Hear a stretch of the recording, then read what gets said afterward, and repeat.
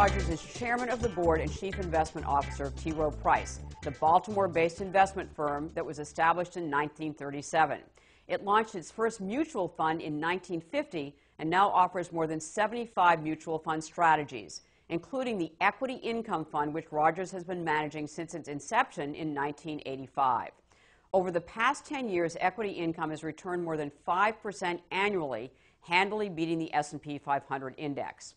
In a broad-ranging interview, I asked Rogers, from his vantage point as chairman of a large financial institution, what were the lessons learned from the financial crisis and its aftermath. The couple most important lessons learned are you really have to be sensitive to your liquidity. Whether you're a large company, whether you're an individual homeowner, whether you rent an apartment and have obligations, you have to be very sensitive to your liquidity. And I think a lot of individuals lost sight of that. Meaning, and liquidity meaning? I mean, available cash you can spend, cash you can use to pay your bills. Companies have bills, individuals have bills. I think people lost sight of the need for liquidity, and I think that's why a few companies on Wall Street get into such significant trouble. They didn't have the cash available to meet their obligations. A couple of the other things that I know that you mentioned in a piece that you wrote for T. Rowe Price investors was that, that we're all connected as well, that was another lesson learned. And what do you mean by that? During the crisis, during 2008, it was remarkable to me how a bank in Iceland could suffer as a result of a borrower in California. And one of the other lessons we learned is that the world is very connected now, and markets will tend to move together during periods of stress. Markets tend to be correlated when there is stress, meaning they all go up or down at the same pace, more or less. But I think the lesson we learned is that because of the financial system and how electronic and interconnected everything is, both borrowers, savers, and investors around the world really are connected.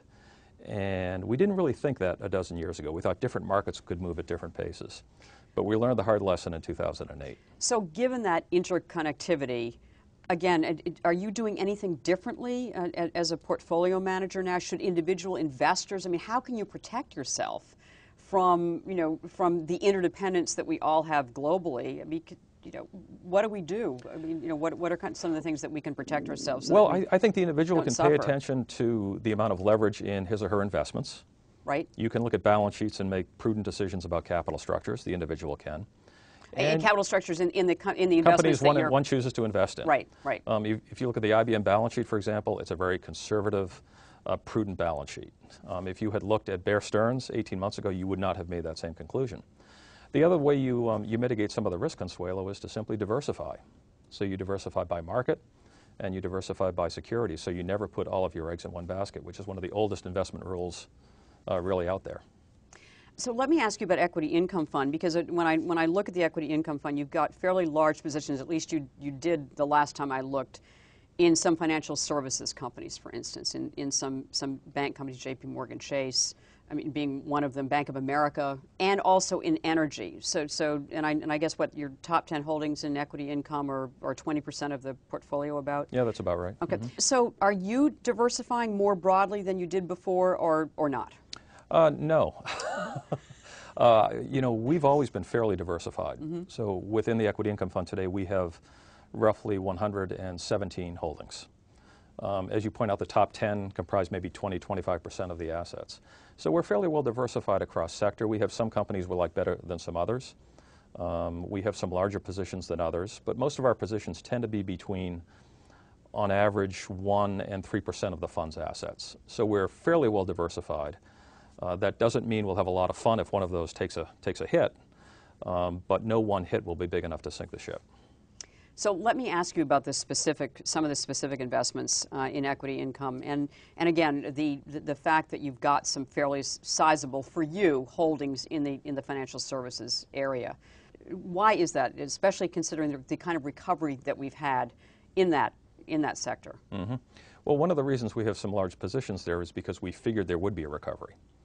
And when you go through a period of financial crisis, there is no sector that will benefit more coming out than the financial sector if the companies perform reasonably well. So we have a real mix. We have some very solid blue chip type companies, and in that category I'd put, for example, you mentioned JP Morgan Chase. I'd mention American Express in that same category. I'd mention Wells Fargo Bank. U.S. Bancorp. At the same time, we have some somewhat dicier turnarounds, which might be some of the smaller regional banks. Also, one of the largest banks, Bank of America, is something of a turnaround given its acquisition of Merrill Lynch. So we have really a blend of different types of holdings, some of which we've owned for many, many years and probably will hold for many, many years, and others, many of which are more tactical bets on the hope of a rebound.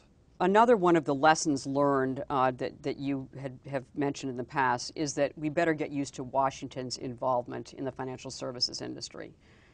Are there any positives to that involvement? And if so, what are they? Well, I think I use the phrase, Consuelo, get a map of Washington. Yes, Learn to find your way you did. around Washington. Well, our sense is that, particularly in the financial services sector, and we're going through a lot of this right now, Washington feels as though they didn't do everything they could have to stave off the financial crisis. And our sense is that the pendulum tends to swing. Under-regulation, back to over-regulation, and clearly we know which way we're headed. And we're moving in the direction of over-regulation. Right. My own sense individually is that we have already sown the seeds of the recovery. And a lot of the things that got us into trouble, you won't see happen again for a long time. And Such as what, easy money, this you will not see 35-to-1 leverage on a Wall Street Right. firm's balance sheet. You will not see individuals in Nevada and California apply for ninja loans. No income, no job, no assets. Right. Mortgage lenders will behave more responsibly. Individual investors will behave more responsibly. People will not borrow as much money. So I think we're on the path to a return of a period of financial prudence.